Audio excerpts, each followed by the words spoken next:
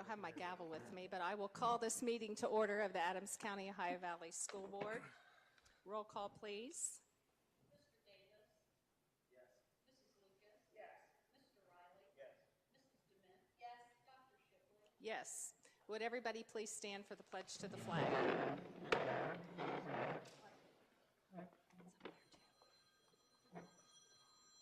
I pledge allegiance to the flag of the United States of America and to the republic for which it stands, one nation, under God, indivisible, with liberty and justice for all. Okay, I will entertain a motion and a second for approval of the agenda. I'll second. Okay, roll call, please. Mrs. Lucas? Yes. Mrs. DeMint? Yes. Mr. Davis? Yes. Dr. Shipley? Yes. Mr. Riley? Yes. Okay, and at this point, I do not believe we have a need for an executive session. Tonight, we would like to welcome you to the Community Forum here at Peebles High School. As you know, we are in the process of finding a new superintendent for our district, and that position will begin on August 1st. And we have conducted interviews this past week, and then we had one right before tonight as well. And these are our top 3 candidates. And we invited the community to submit questions, and the board has reviewed those questions, and we have selected the top 14 questions. And I believe that Mrs. DeMint has asked some of you to read those questions. And you may not get the question that you submitted if you submitted one, but we thought that might be kind of hard to track. But we do want your participation as far as asking the questions. And I want to say the purpose of this forum is for the board to see how the superintendent candidates interact with our community, how they think on their feet. They don't know about these questions ahead of time. And it's really for you to get to know them and to see the folks that we thought were the best fit at this point. We did have 18 people who applied for the position, and we narrowed that down to the top 5, and then we interviewed 3 of those folks. So they're the ones that are with us tonight, and we have Ben King, David Harmon, and Don Wallace. And I'll have each of you kind of go through and just introduce yourself a little bit before we get started so people can know where you're from and your experience and those types of things. As we go through the questions, the way this will work is rather than have each person answer all 14 questions, we're just going to start with Mr. King and then just go down the row with each question. And then at the end, if time permits, then, and any of you would like to pick a question that you didn't get but you would like to answer, we can go back to that if there's still time. So you might want to keep track of those questions. I know you haven't seen those, but if there's a question you're like, ooh, I wish I would have had that one, then you can go back and answer that. And then at the end, we'll also give you some time to go back through and just do some closing remarks. All right? And Beth Justice is the superintendent at the ESC that has been assisting us in the superintendent search, and she's going to be moderating the questions and going through that piece and calling people up to ask the questions.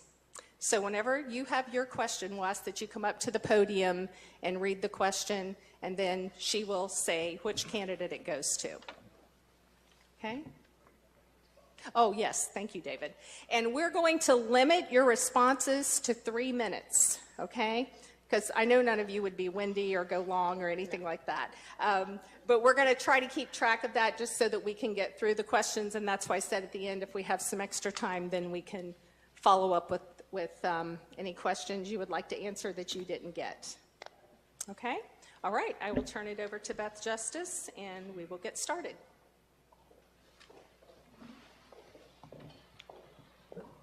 Good evening.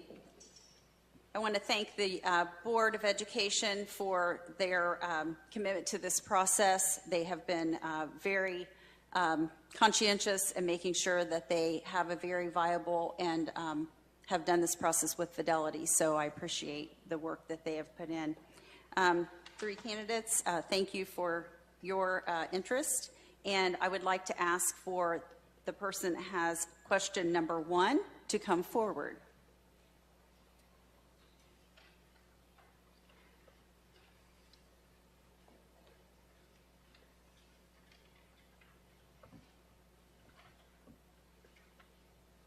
How do you feel about the Pledge of Allegiance and prayer in school?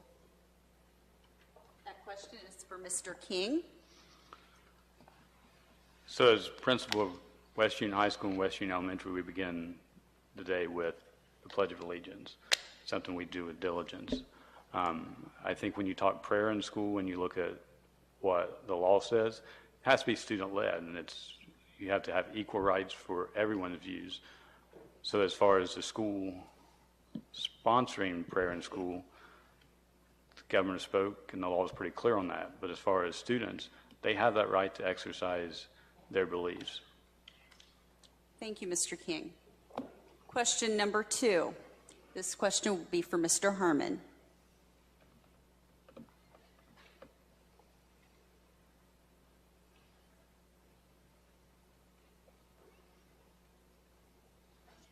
What educational programs have you upgraded in the school district you have worked for in the last 2 years? In the last 3 years, I've been the Dayton Public Schools Chief of Human Resources, and so in that role, I don't control programming, although I am on the cabinet with the other chiefs of elementary school and chiefs of secondary school, and then the chief of curriculum. Prior to that, I think my microphone just went out. Prior to that, I was a superintendent for 5 years and did have very much a hand on the program that existed in the district. And so if it's okay, I'll kind of defer to that. So I share with the board a little bit about a data assessment tool that we used in my district. You have used it here. I think my understanding is that you no longer use that in a system in a district. That is measures of academic progress, or MAP. You may be familiar with hearing the MAP testing results. I was a trainer for MAP around the state of Ohio and utilized that to impact working with staff on how to work with students and what does their data tell them about students. And so in the example I gave with the board, what I liked about that system is it teaches you both what students do know and also what they do not know. And so our job is to teach kids what they don't know and not to reteach them something that they already know. And so it impacts your effect in the classroom. And so that's one that I would say is something I'm proud of. Thank you, Mr. Herman. Question number 3 is for Mrs. Wallace.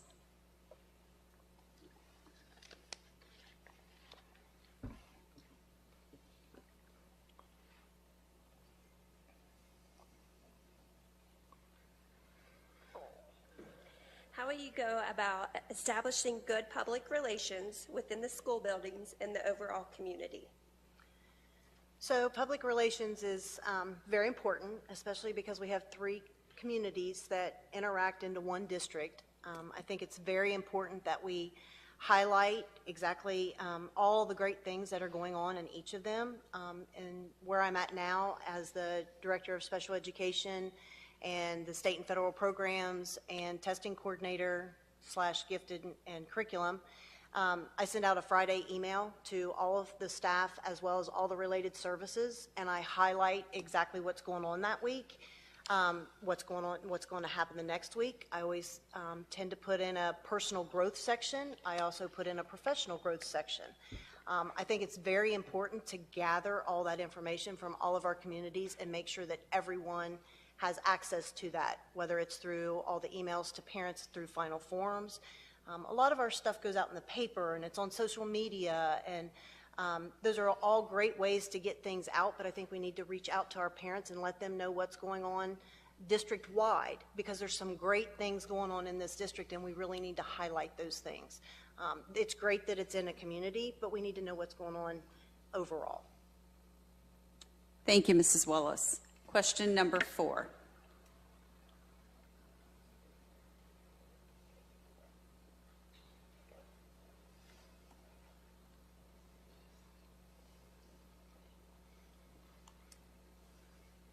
In your consideration of applying for this role, what would you consider to be the strengths and weaknesses of our district?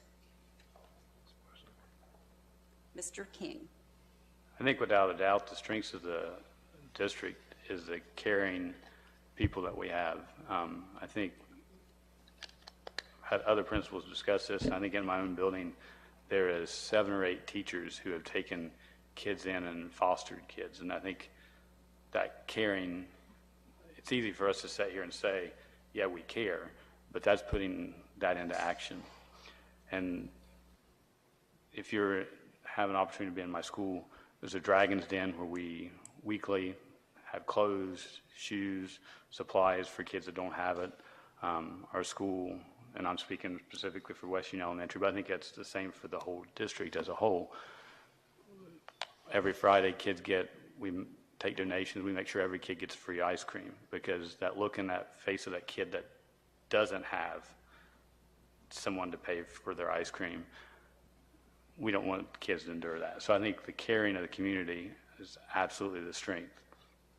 I think the weakness we have in the community right now is the breakdown of the family and then the impact that that puts on schools, because when I talk about doing those things, in a lot of situations that would be what parents would do, but there's no parents to be able to do that, or they're doing the best they can. And so that has an impact on kids at school and the social and emotional learning. That's become such a huge priority, and I'm sure it's always been there, but we have to address that before we can address the academic piece. Thank you, Mr. King. Mr. Herman has question 5.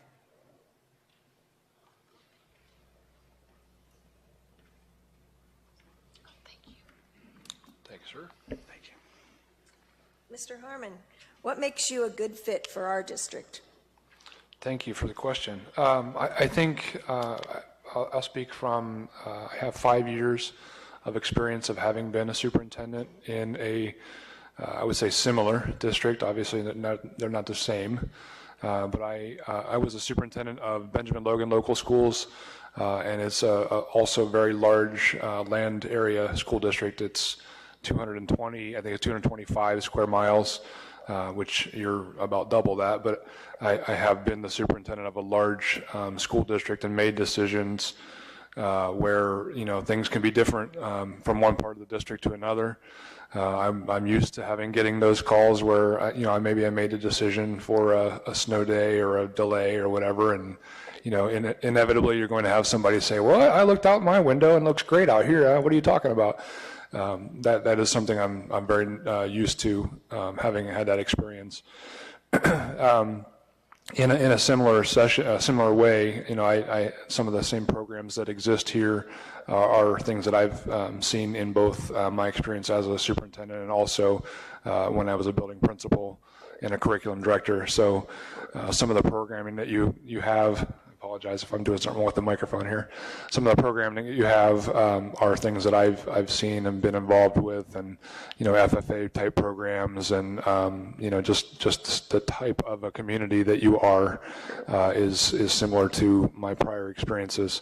Benjamin Logan is it's actually 5 little communities that come together. Like you have 3, so I'm kind of familiar with that concept as well. Maybe I'm too close to the microphone. Thank you, Mr. Herman. And question number 6 is for Mrs. Wallace.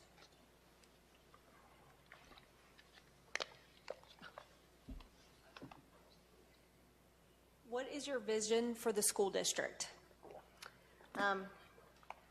So being from Adams County, growing up here, I know the communities that we have. I know the talent that is here.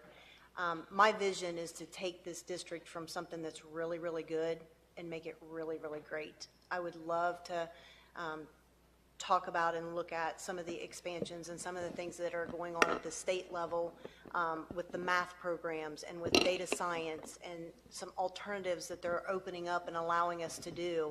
And I want to see our kids part of that. Our kids are going out and they're doing really, really great things. And I think that we can grow that for all kids. It's the whole child. My vision is to see little guys and girls that come in kindergarten and leave, and when they graduate, and the whole world is their oyster. It's their choice. They can go and do anything they want, and then I hope they bring back all that talent right back to the district. When I work with Leadership Adams kids, I work with your juniors and seniors, and I teach them leadership skills. And one of the things that we talk about the whole week that I'm with your juniors and seniors is, what can you do to make this county better? And I love listening to the ideas. I mean, we are rich in tradition and rich in family and rich in community, but we can also expand that and try some new things and try to be innovative and take creativity and just having our students thrive and not just strive for something. I want them to thrive. Thank you, Mrs. Wallace. Question number 7 is for Mr. King.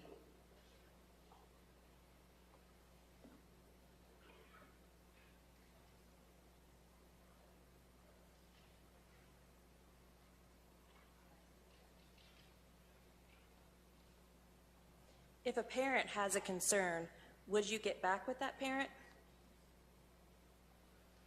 Absolutely. I mean, I think that's an easy question to take. And I can talk more about it, but I think when I met with the board the other day, my approach is that as a parent myself, I just expect everyone to have the same approach that I would want if that was my daughter in that place. And so if you have a concern, it's for me to listen and for me to look into it. I may not agree with what I find out, or you may, but I absolutely would get back with that person, and I would do my due diligence to make sure that everything was done correctly. Thank you, Mr. King. Question number 8 is for Mr. Harmon.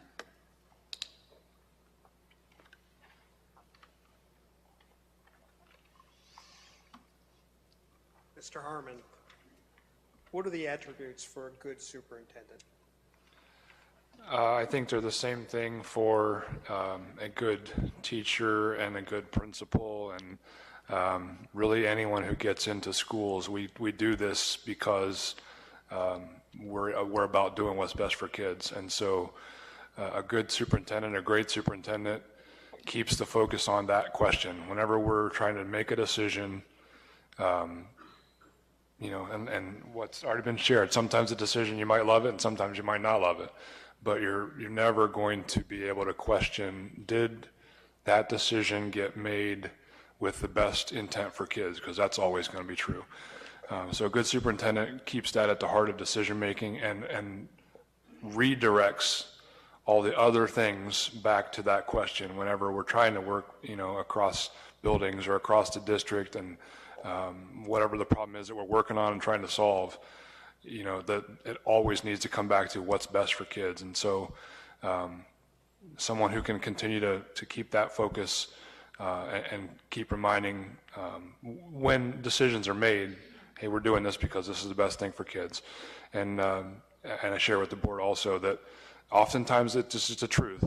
Oftentimes what's best for kids is it's very unusual that it's also easiest for teachers. And so that's not what we got into this for. We do hard things because it's the right thing for kids. Thank you, Mr. Harmon. Question number 9 is for Mrs. Wallace.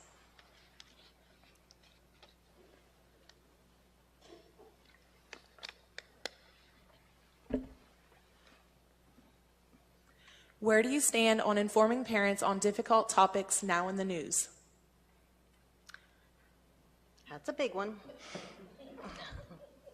There are a lot of topics in the news, some that you can deal with head on, some that you need to really think about, watch how you answer, and watch that you don't put the district and the board in peril or in a position of being sued. There are people out going to board meetings all over the state of Ohio trying to sue districts and catch them doing things. I think as a superintendent, you need to always be mindful and have in your forefront what's going on. You need to be knowledgeable about that. Sometimes there are some things that need a no comment at that moment so that you don't put the Board of Education or the district into an issue. So I probably would get back with that person. We would have a discussion about those things. But some things are just trendy or fads or some things that are going through, and they don't need to be in education. At the end of the day, you have to follow the law. No other way around it. You just have to follow the law. And there are some things that schools have a little leeway on, and there are some things that we just don't need to touch, and we just need to leave separation the way it is in the Constitution. Thank you, Mrs. Wallace. Question number 10 is for Mr. King.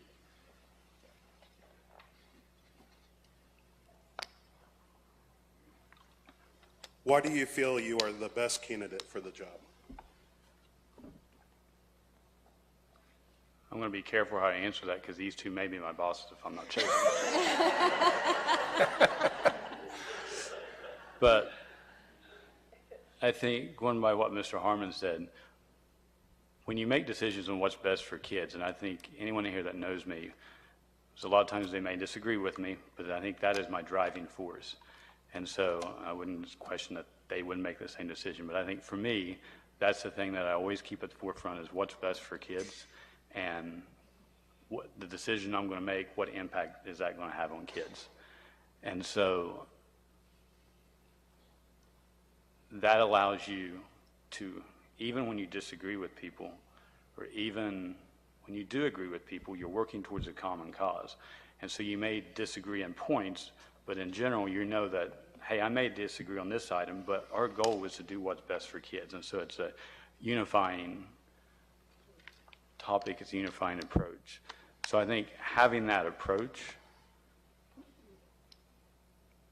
would make me an excellent candidate for this position. Thank you, Mr. King. Question number 11 is for Mr. Harmon.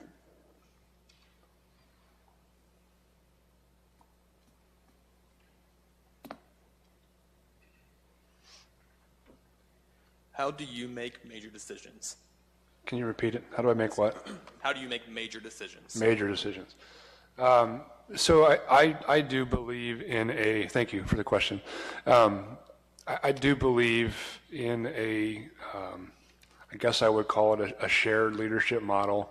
I believe very much that when you can, and oftentimes you can, when you can get the input of others, you're often going to end up with a better decision when you value the input of others. And also, you know, being clear about, hey, I want to hear what you have to say, and we might end up with what you said. That might be what we do, but also might not be. But my job is to take it into account and to hear you and value you and to, you know, to use your expertise. There's a tremendous amount of resources in the people that exist in this district. And so whether that's, you know, and I say people in the district, I don't only mean the staff in the buildings. I mean people in the district everywhere. People who are here and people who are not here, people who are staff and getting paid and people who are not, and moms and dads and grandmas and grandpas and, you know, people who are retirees and they're not, you know, maybe they're not connected to the district in any way. When you can get the input of others and share, here's why we're going to do what we're going to do, here's what we landed on, you know, you're going to get far more buy-in from the community, and that's really what you need, is the community is all going forward together on whatever that issue might be. Thank you, Mr. Harmon. Question number 12 is for Mrs. Wallace.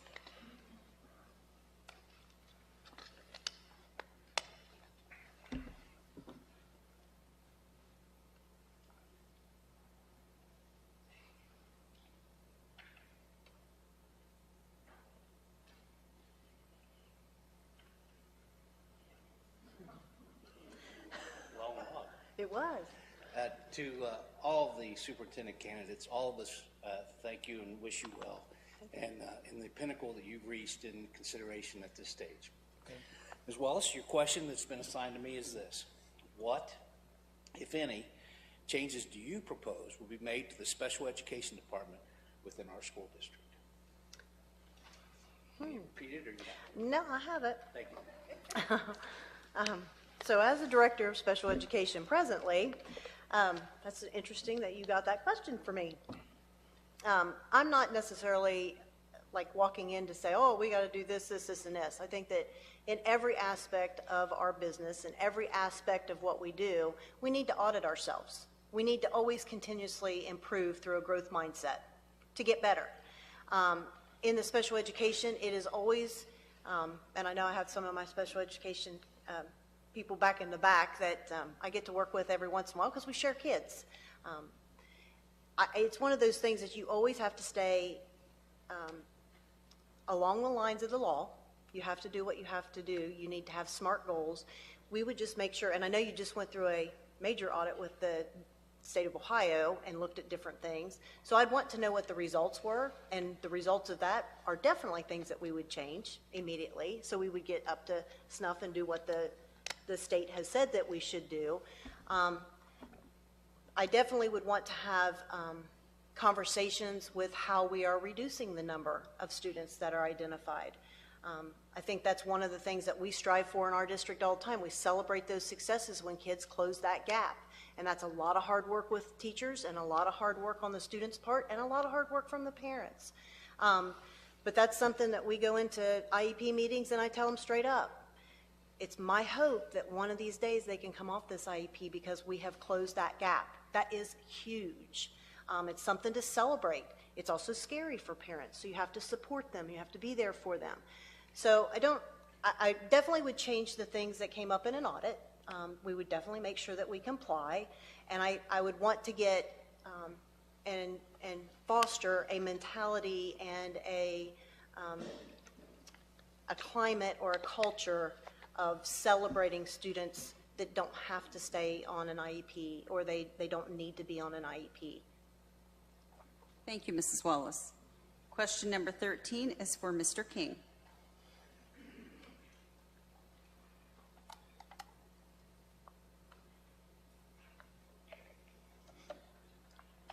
Explain what the superintendent's responsibilities are for home-educated students. So the law requires that any student that chooses what we call homeschooling, their curriculum has to be adopted by the superintendent or designee. And so if a parent chooses to do that, I think we have excellent schools, but you respect a parent's right if they choose to do that. And at that point in time, you review their curriculum, make sure it complies with what is required, and you either approve it or provide feedback otherwise. Thank you, Mr. King. Question 14 is for Mr. Harmon.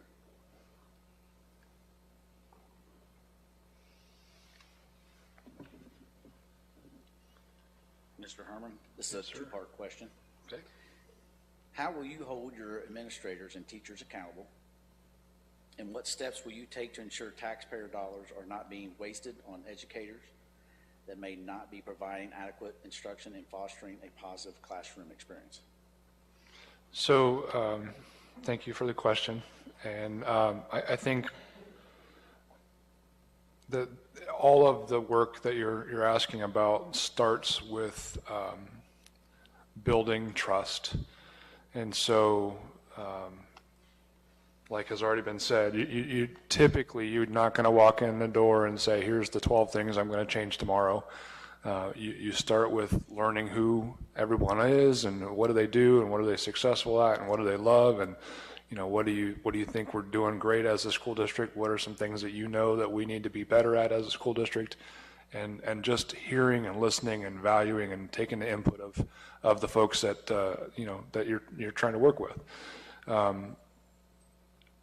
You do that to begin to start to understand what your foundation is to get to the question that you just asked, which is, okay, we have some areas that we need to to work on, and not just because I read it on a report card, but because I've now seen it, I've dove into it in some degree, and then you work with the staff, the leadership, the folks that are carrying out that work to address those things through goals and targets towards your goal. And so a goal is, by the end of the year, we're going to accomplish X, whatever that is. But you can't wait to the end of the year to find out whether or not you did it. You have to check in along the way and say, okay, well, it's October, where are we at? Okay, now it's January, where are we at? Now it's March, where are we at? What are we doing to ensure that we're going to get to that goal and to the outcome that we need to, whatever the goal is that we're going to improve whatever it is, by 5%. You know, how do we know that we're getting there? And so it's conversations, and it's openness and transparency, and not about hurt, but this is where we're at. This is what the data says. This is, you know, we're succeeding on this and we're not succeeding on this. And so that's not personal. That's not intended to hurt. It's just what it is. And so if whatever that example is undesired outcome, then what are we going to do to change it? And we're going to keep on having that conversation. And so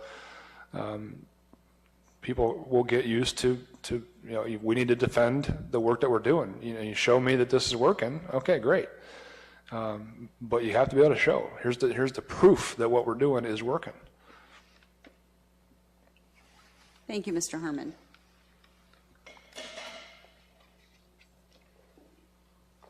Each candidate is going to get a copy of the questions so that they can find another question that they may want to answer.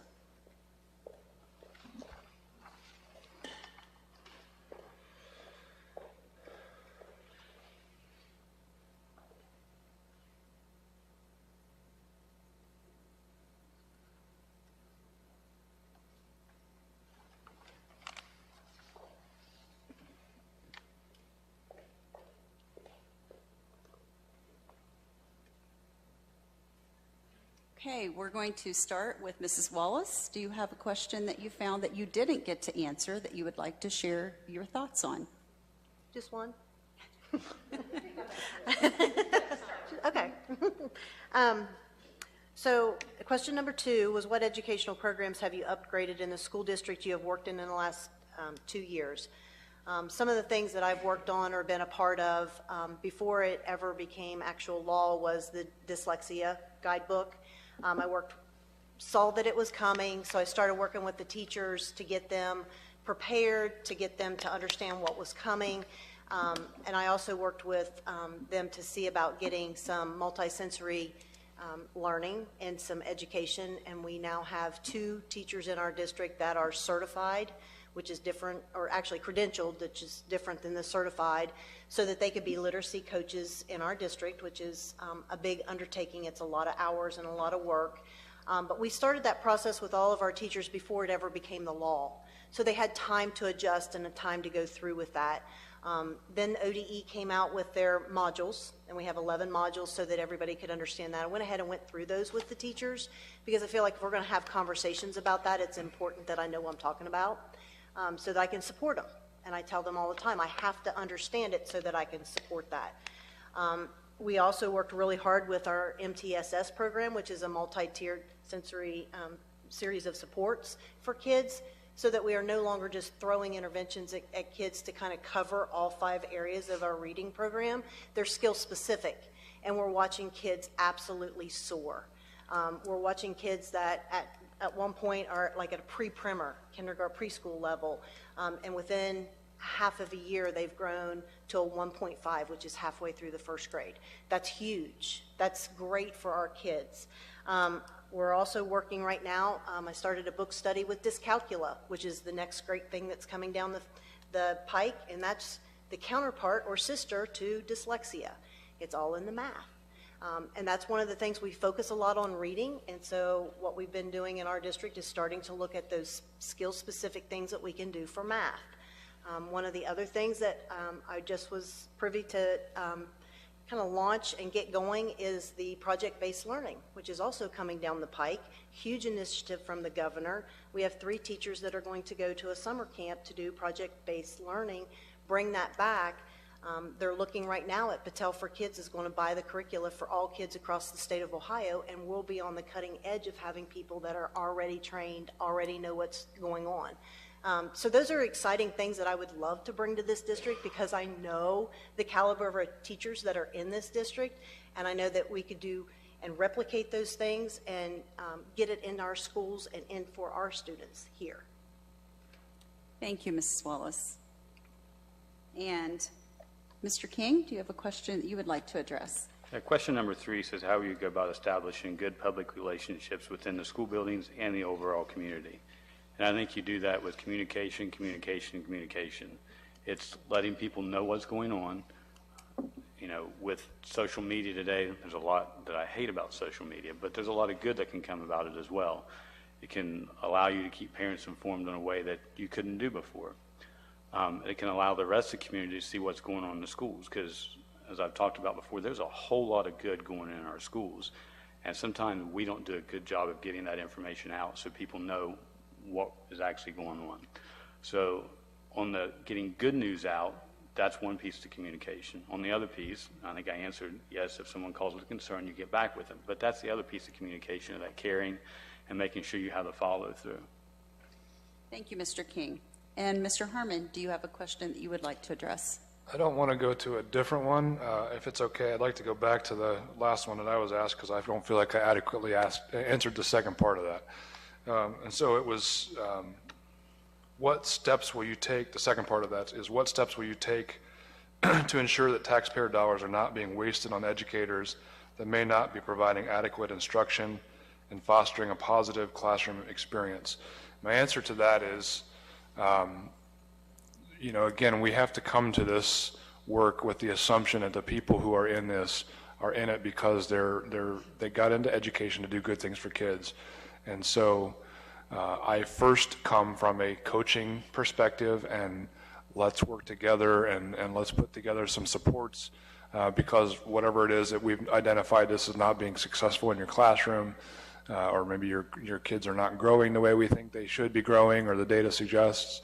But you start from the perspective of collaboration and support, and you put together, programs and processes to say, here's all the things that we're going to do as a school district to help you be successful. I'm making up an example here, but I want you to read this book, and we're going to talk about it 3 weeks from now. At that point, I want you to have read the first 3 chapters, and we're going to talk about that, and we're going to go through that together. And I want you to be able to talk about how you're going to put one of those ideas into practice in your classroom. And so you start with a coaching perspective of here's what we can do to support you being successful. Can you guys hear me? Is this okay? I feel like it's breaking up real bad. So you start with that assumption that we're going to get that person there, wherever there is, to the goal.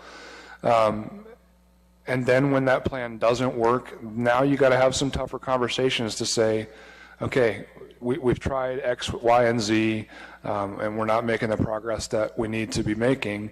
And so there does come a time where you have to say, this isn't working. I still respect you as a human being. I value you as a person. I want to uphold your dignity. But we're going to move in a different direction. And you have to be willing to say those things and have those conversations with people. But do it in a caring way, because that's a valuable human being. But sometimes people find that they're on the wrong seat of the bus, or they might be on the wrong bus. But that's our obligation to kids, because again, it all comes back to, is this working for kids? And the answer to that question is either yes or no. It either is working or it's not. And so if it's not, can we get it to the point where it is working? And if not, we got to go a different direction. Thank you, Mr. Harmon. And I believe we still have some time that we could pick a few other questions. Mrs. Wallace, do you have a question that you would like to address? Let's see. So we talked about the strengths and weaknesses of the district, and I would concur with Mr. King. A lot of what he said, I totally agree. The strengths of this district are the community. I think that that's one of the huge strengths is how much that we care about our own, and we really do. I think that some of the things that when we're looking at ourselves as a district, a weakness could be inferred as that we are separate communities, but that separate community and that identity is so important. It's important to us, it's important to our kids, but I think one of the things that we can do is that we need to start looking from 10,000 feet as the district as a whole, and how can we harness some of the excellence that we have in all of our buildings, but still maintain our community identity. I think that's what's important. We have our Indians and our devils and our dragons, and that's all important. It was important to me when I was teaching at North Adams. It was important to me when I was going to school at Peebles, and it was important to me when I was a dragon at West Union. That community spirit is huge. It's a strength. It's what we count on. It's what we rely on. But I think that we can harness all of the excellence that we have in this district from many different areas, whether it's people in the community, it's our paraprofessionals, it's our bus drivers, it's our cooks, it's our janitors, it's our teachers, it's our parents, it's everyone, and harness that to work together to look at it from 10,000 feet and move the whole district forward. Thank you, Mrs. Wallace. And Mr. King, do you have a question that you would like to address? Question number 6 asks what our vision for the district is. And schools are here to prepare kids for life after school, whatever that is, whether that's college, whether that's entering the workforce. But it's given those skills, both the academic skills to be successful, as well as the skills to interact with others. And I think something I was reading the other day said that 87% of the jobs that are going to be here in 11 years are not even available yet. So in the past where you could say, we're going to prepare a student to be a teacher, we're going to prepare a student to be a doctor, well, a lot of those jobs we don't know what they're going to be. We know what skills they will need. And so my vision for the school would be that we excel in preparing kids for life after school. And there's a lot of hard work that's going to go into that. But I think our mission at the school is academic excellence through continuous improvement, and that's what it is. Thank you. Okay, we have an opportunity to address a few other questions, if you don't mind. Mr. Harmon, would you like to choose a question? Sure, I'll go. I actually like to follow up, but I want to say thank you to both of you guys. You've done a really fantastic job. So whatever comes of this, I think, I guess I'll say for myself only, we were having this conversation a little bit ago. So early in your career, you sometimes think like, okay, I have to beat this person, I have to beat that person. That's not what this is about. This is about what's the best fit for the district, and one of us, hopefully the board's going to say, yeah, that person is the right person for the district, but it's not a competition between the two. But you guys both have really done a nice job. I guess I would actually like to follow up on what was just said. For me, I agree with what was said, and the way, how do you prepare kids for a job that maybe doesn't exist yet? My answer to that is it's about the work that we do. It's about communication. It's about collaboration, because those are the skills that kids are going to come out with and that are going to transcend whatever the work is that they're going to do. I do also believe that we're in a really strange time in education where education teachers used to be kind of the gateway to the knowledge. We held it and we're going to give it to the kids. Well, that's not what education is anymore. And so it's about how do you help kids to be successful with the tools that are out there in the world. And I'll give you one that maybe probably a bunch of you have heard about, ChatGPT. So artificial intelligence. It's no longer a question of whether or not can I write a good essay for my English class tonight? I can write an essay for my English class tonight in about 10 seconds. I didn't write it, a computer did. And so we can fight that fight, and we can say, we're not going to allow ChatGPT, or we can say the reality is that is never going to work in the world. You can never fight against the tools that exist and win. You can fight, but you're not going to win. And so the question is, how do we teach our staff to utilize things like ChatGPT or whatever the next amazing thing that comes out is? How do we help our staff to utilize that tool so that kids can utilize that tool? Because that's what the world's going to be about. It's about collaboration and communication and problem solving. And the way I always summarize that is, I want kids to know what to do when they don't know what to do. And that's a little bit of a weird thing to say, but okay, so I'm faced with this problem. I don't know what to do. Well, you can stare at it and do nothing and say, I don't know what to do. Somebody come help me. Or you can start to problem solve. And that's the kind of kid that we need to go out in the world, because that's what their life is going to be. They're going to have to solve problems. Thank you, Mr. Harmon. And Mrs. Wallace.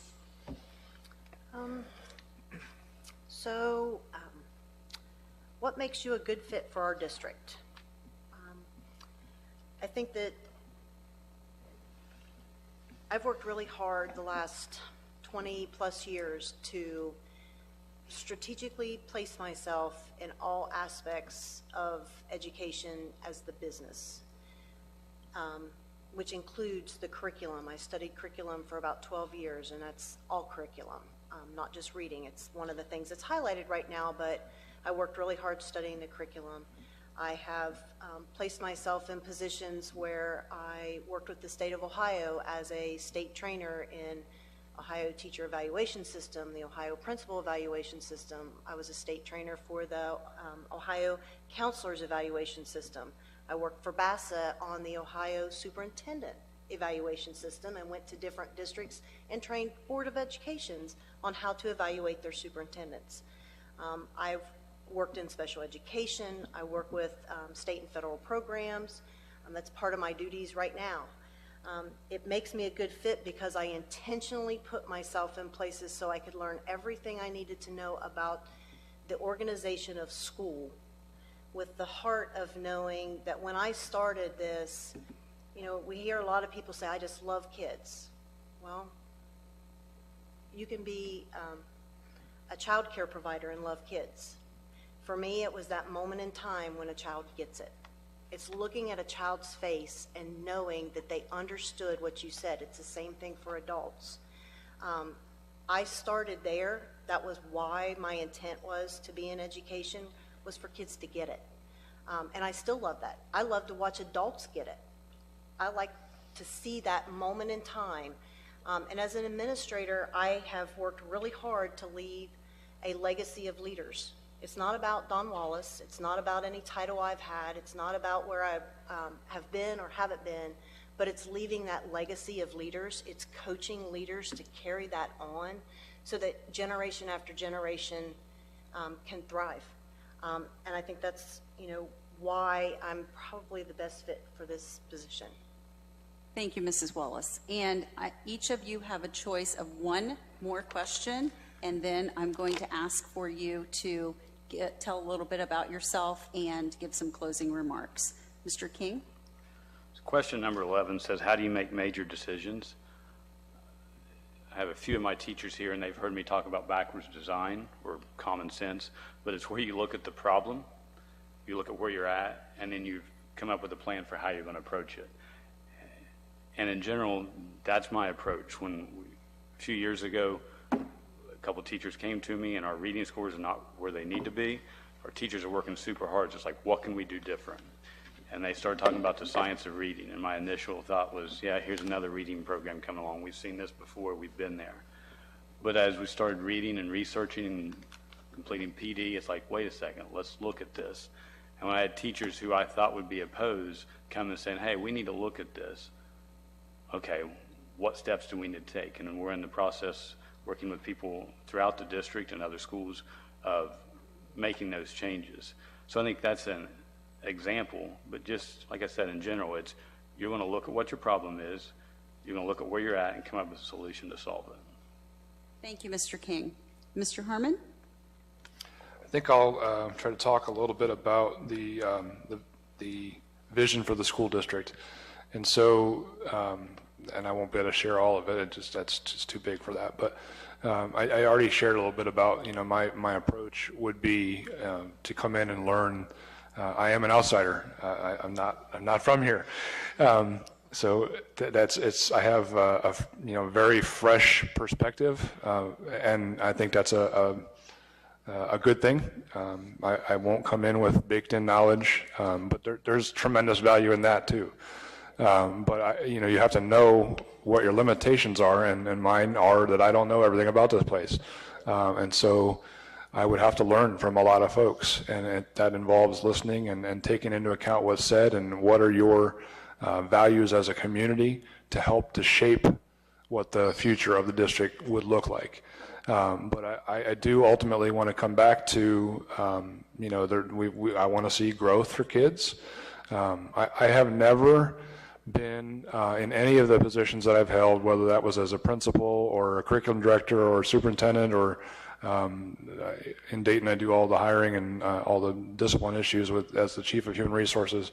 I've never focused fully or explicitly on test results.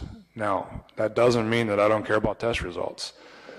What I focus on is, are we growing kids, and how do we know that we're growing kids? And when you grow kids, the test results come. It's an outcome. It's not the goal. It's what happens when you do the right thing for kids. And so that would be my approach: is how do we know that we're moving the needle with every kid, no matter where they come to us. If they come to us 2 reading levels below or 7 reading levels above, it's still the same goal: is to take the kid from where they are and grow them. And that's how you get achievement. Thank you, Mr. Harmon. And Mrs. Wallace, your last question. So number 8 was the attributes of a good superintendent. I would concur that you always do what's best for kids in every aspect. I would add that that's for the whole child, whether that's academics, social emotional learning, and it's every child, every single kid. Every kid matters. Every kid has potential. But that potential is great unless it's never met, and I think that's what we do in education. I think that some of the attributes that I would want in a good superintendent is someone who's knowledgeable. I think that is right up at the top. They need to know what they're talking about. That knowledge conveys honesty, integrity, and trust. People need to be able to trust that you know what you're talking about. I think it needs to be someone who listens. That, as Mr. Harmon said, they're transparent and collaborative, but you have to listen. You have to listen to what people are saying and bring that together. I think that you have to be the orator for the entire district. You have to be that personal cheerleader for everybody in this district to encourage growth and bring that energy to it. Thank you, Mrs. Wallace. And now I'm going to ask each of the candidates to tell a little bit about themselves and also give some closing remarks. Mr. King, I'll start with you. I think most people here know me. My name is Ben King. I'm principal at West Union Elementary currently. I've spent the last 15 years as principal or assistant principal at West Union Elementary and West Union High School. I'm a graduate of People's High School a long, long time ago. And have lived my entire life here in Adams County. I have 2 stepsons who have graduated from Peoples, Dalton and Brennan Barr, and I have a daughter, Harper Grace King, that is in 4th grade. She's saying I got it right. So, as far as closing remarks, what I would say is I'm probably going to go home and I'm going to think I should have said this or I should have said that or I could have been more eloquent in saying this. But I hope what comes across is I have a passion for this district and I have a passion for the kids. And I know I've got a lot to learn. And I think you do that by listening and asking other people for advice. If given the opportunity, I'm going to work super hard. And I'm usually not outworked on very many things. And what I lack in other areas, I try to make up for in hard work, and I try to lead by example. So I guess I would close just saying I'd love the opportunity, and if given that, I will do everything I can for what's best for kids. Thank you, Mr. King. Mr. Harmon? So I guess I'll tell you a little bit about who I am, I guess. My wife is a special education teacher. We have 3 children. My son, Nathan, is just finished his freshman year at Ohio State, so I guess technically he's a sophomore now. And we have 2 girls, Madeline and Julia. Madeline is a junior, about to be a senior, although she's way, way far ahead on where she's at in her coursework. So she's, as a senior, I think only has 2 classes in high school, and so the rest of her time is going to be taking college credits. And then my daughter Julia is an 8th grader who will be a freshman. next year. And so that's a little bit about our family. My educational path has been, I was a 4th, 5th, and 6th grade teacher in Newark City schools.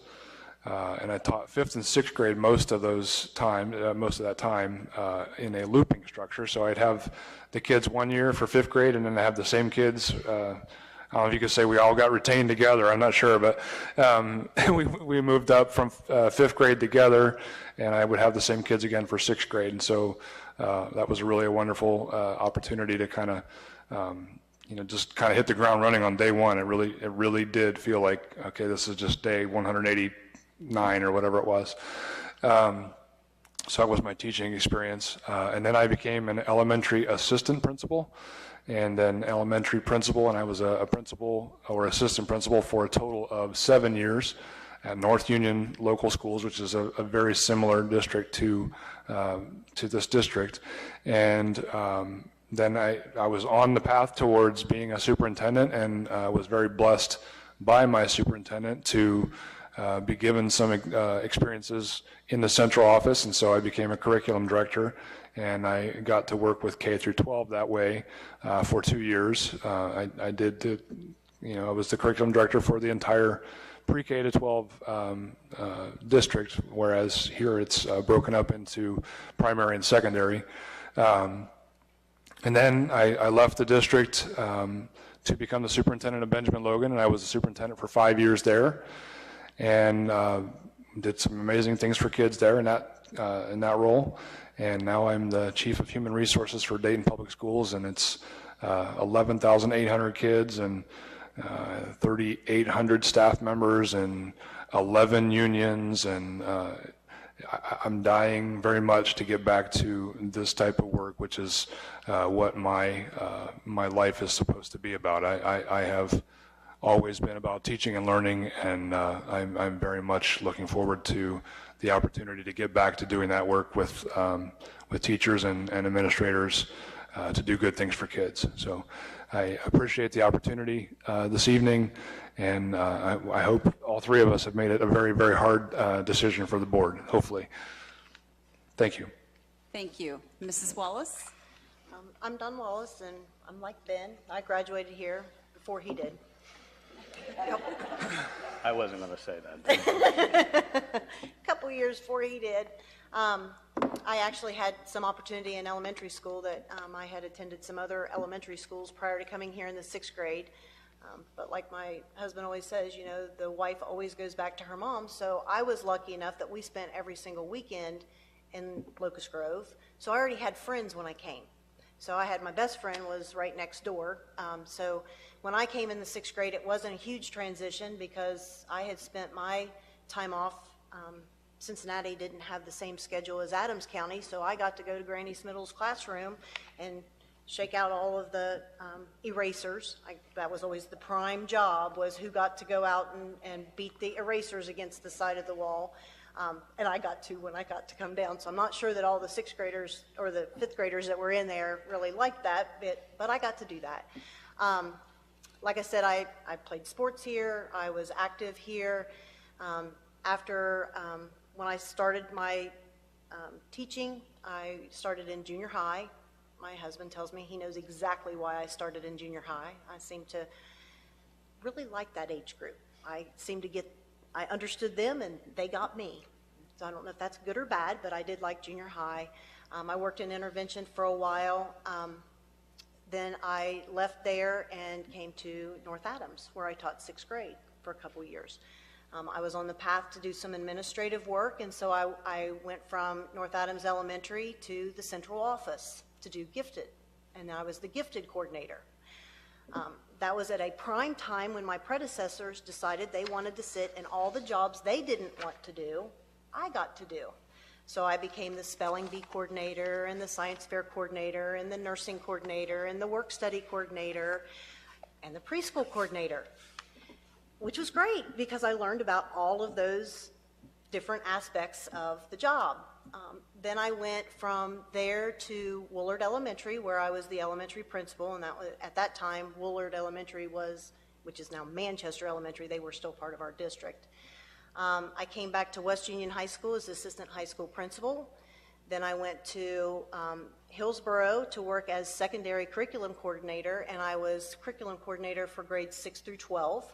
And then the opportunity came up at, sorry Beth, South Central Ohio, ESC, which is a counterpart to Southern Ohio.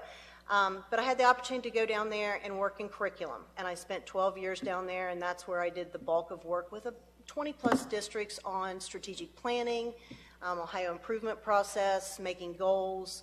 I worked with them with their CCIP. Any kind of trainings they need, we provided that training.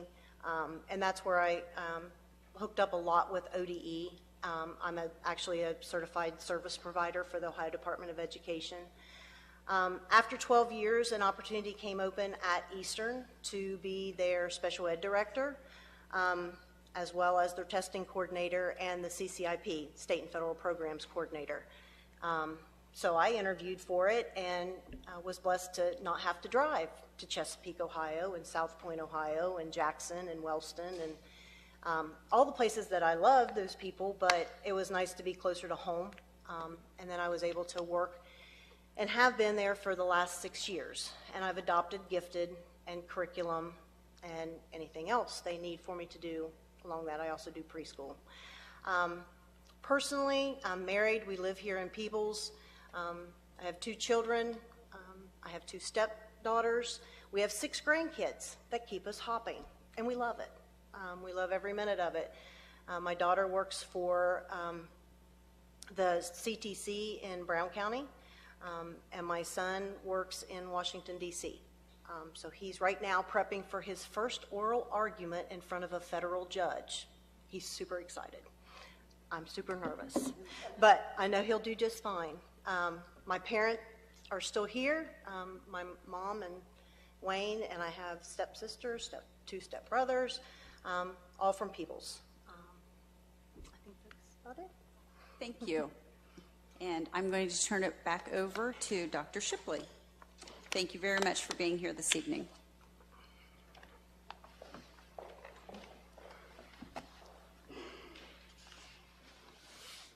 First of all, I'd like to thank Mr. King, Mr. Harmon, and Mrs. Wallace for being here tonight and sharing your experience with us.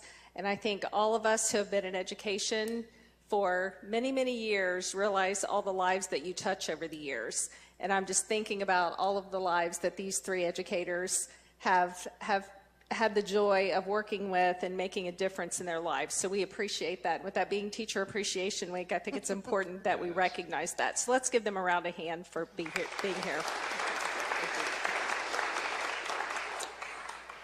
So as the Board of Education, 2 of the most important things that we do is to hire a treasurer and hire a superintendent. And we are at that stage in our important positions right now, which is to hire a superintendent. We just hired a treasurer not too long ago, so we've had the joy of doing both within the last year. So I would encourage any of you who have been here tonight and you've heard them speak, if you want to give feedback to the Board of Education, just send an email to us. And because we're interested in hearing what you think. We're not necessarily asking you to rank them, but if you have feedback that you would like to share with us, you are invited to do that by email to us. And our emails are on the board or on the district website. And our next step will be for us to determine who we are going to bring in for the second round interviews, which will occur on Thursday, the 11th. So that's just a couple days from now. So at this point in our meeting, that really ends the community forum tonight. I am going to ask that we go into executive session to have a conversation about who we're going to bring back for the second interviews. And after that executive session, there will not be any business that takes place, so you are free to go, because we're not going to come back out and make a decision tonight about who got it. But we need to have our conversations about who we want to bring in for second round. So that concludes that part of the meeting. I will entertain a motion and a second to go into executive session. Okay, Mr. Riley and Mrs. Lucas seconded. Roll call, please. Mr. Riley? Yes. Mrs. Lucas? Yes. And that will conclude the community forum part. Thank you very much for being here. We appreciate your support and your feedback. Thank you. Finish yours.